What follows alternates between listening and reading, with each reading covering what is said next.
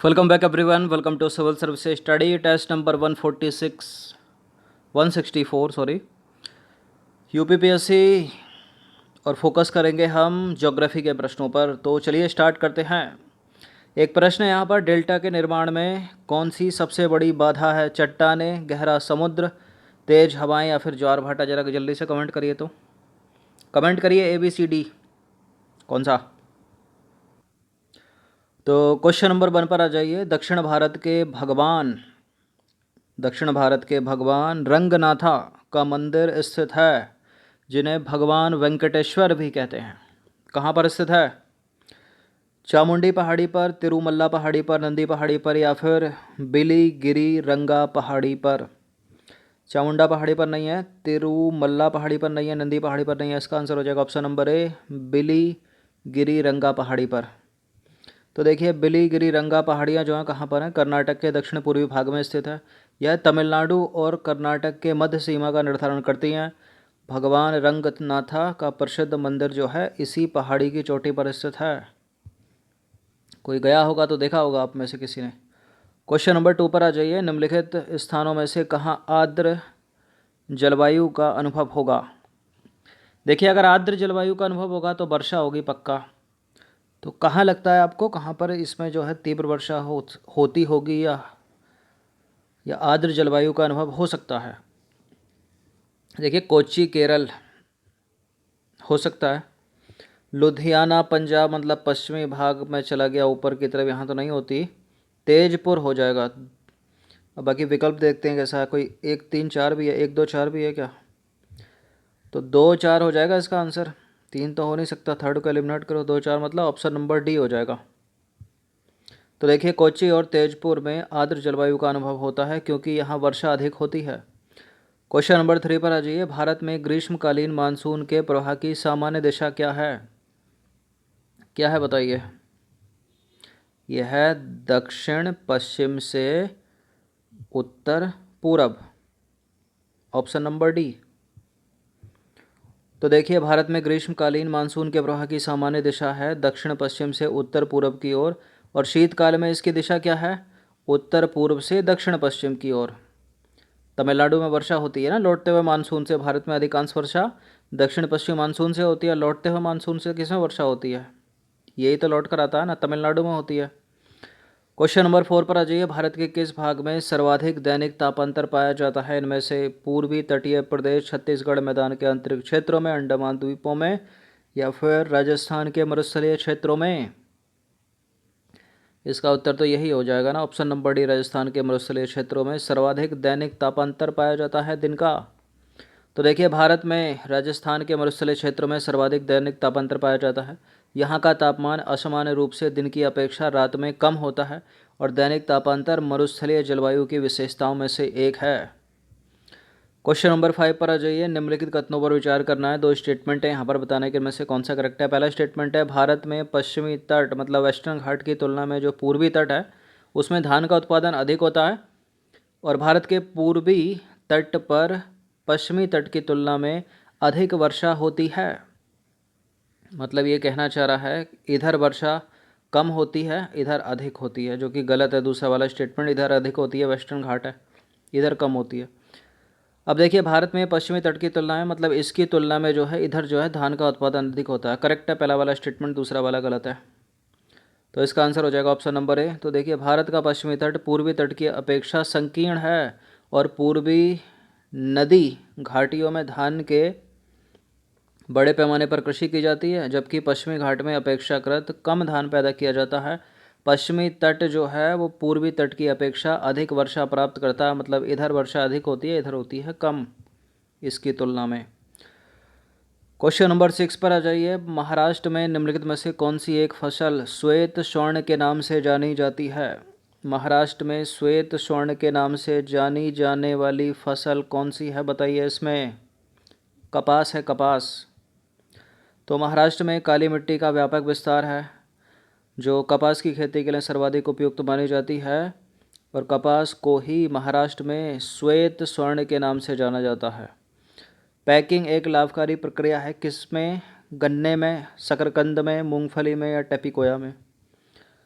देखिए गन्ने में तो हो नहीं सकती ना, शकरकंद में भी नहीं हो सकती पैकिंग, मूंगफली में ही होना चाहिए इसका आंसर। पूछा हुआ प्रश्न है पहले परीक्षाओं में, सी है इसका आंसर। तो देखिए पैकिंग मूंगफली की फसल में होने वाली एक लाभकारी प्रक्रिया है। इसमें परागण के बाद फूल के अवशेष भाग के आधार से पैग निकलकर जड़ की तरह नीचे की ओर मुड़कर जमीन के भीतर जो है वृद्धि करता है। तो वो वाली पैकिंग नहीं है, पन्नी वाली, ये एक इसके पौधे की प्रक्रिया है। तो क्या हो जाएगा, सी हो जाएगा इसका आंसर। क्वेश्चन नंबर 8 पर आ जाइए। दलहनी, लेकिन ऐसे प्रश्न में तुक्का भी सटीक बैठता है और सही हो जाता है फिर प्रश्न को। क्वेश्चन नंबर 8 पर आ जाइए। दलहनी फसलों के उत्पादन हेतु कौन सा तत्व आवश्यक है? Chromium, cobalt, iodine, sodium. दिमाग दौड़ाइए जरा। दलहनी फसलों के उत्पादन के लिए कौन सा तत्व आवश्यक है? कोबाल्ट आवश्यक है, ऑप्शन नंबर बी। तो कोबाल्ट जो है राइजोबियम द्वारा तात्विक नाइट्रोजन स्थिरीकरण के लिए आवश्यक तत्व है तथा विटामिन बी12 के संश्लेषण में सहायक होता है। यह प्रकाश संश्लेषण, बाष्पोत्सर्जन, वृद्धि के लिए आवश्यक है और राइजोबियम दलहनी फसलों की जड़ों में पाया जाने वाला बैक्टीरिया है, इसको याद रखिएगा। क्वेश्चन नंबर 9 पर आ जाइए। हम पहले भी चर्चा किया हमने इस पर। राष्ट्रीय केला अनुसंधान संस्थान कहाँ पर स्थित है? राष्ट्रीय केला अनुसंधान संस्थान है त्रिची में। कहाँ पर? त्रिची में।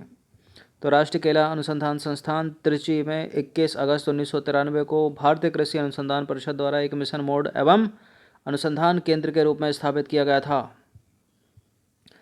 क्वेश्चन नंबर 10 पर आ जाइए। निम्नलिखित कथनों पर विचार करना है। दो स्टेटमेंट है यहाँ पर, बताना कि इनमें से कौन सा करेक्ट है। पहला स्टेटमेंट क्या है? खुला सागरीय बंदरगाह उसे कहते हैं जहाँ जलीय पोत तट से दूर खुले सागर में ही लंगर डालते हैं और चेन्नई भारत का एक खुला सागरीय बंदरगाह है। चेन्नई एक कृत्रिम बंदरगाह है, खुला सागरीय बंदरगाह है। करेक्ट है दोनों के दोनों स्टेटमेंट, सी है इसका आंसर। तो खुला सागर बंदरगाह उसे कहते हैं जहाँ जलीय पोत तट से दूर खुले सागर में ही लंगर डालते हैं। भारत में इस प्रकार का पत्तन चेन्नई है जहां तट से दूर समानांतर जहाजी घाटों का निर्माण जो है वो किया गया है। क्वेश्चन नंबर 11 पर आ जाइए। निम्नलिखित में से कौन गुजरात का बंदरगाह कस्बा नहीं है? गुजरात का बंदरगाह कस्बा पोरबंदर है, ओखा है, बेराबल भी है, जामनगर नहीं है क्योंकि तट तक नहीं फैला है जामनगर।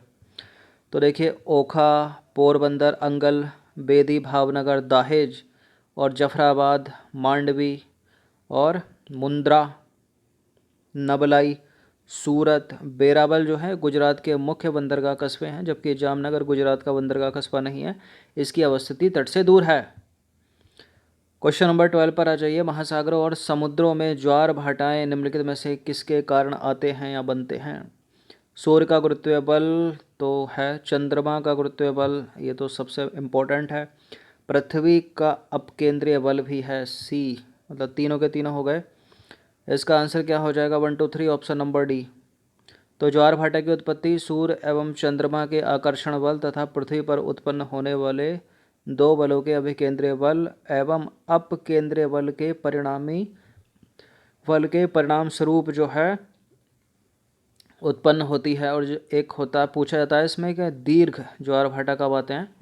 तो जब तीनों ये एक रेखा में होते हैं ना, तब आते हैं। क्वेश्चन नंबर 13 पर आ जाइए। निम्नलिखित में से कौन सा देश नील नदी द्वारा अपवाहित नहीं होता है? नील नदी द्वारा अपवाहित युगांडा होता है, सूडान होता है, दक्षिणी सूडान होता है, इथोपिया भी होता है, चाड नहीं होता है। चाड तो ऊपर की तरफ है ना। तो देखिए रवांडा, बरूंडी, DR कांगो मतलब democratic Republic of Congo, Kenya, Ethiopia, Sudan, दक्षिणी सूडान, युगांडा, मिस्र नील नदी के अपवाह बेसिन के भाग हैं। चाड इसके अपवाह क्षेत्र का हिस्सा नहीं है।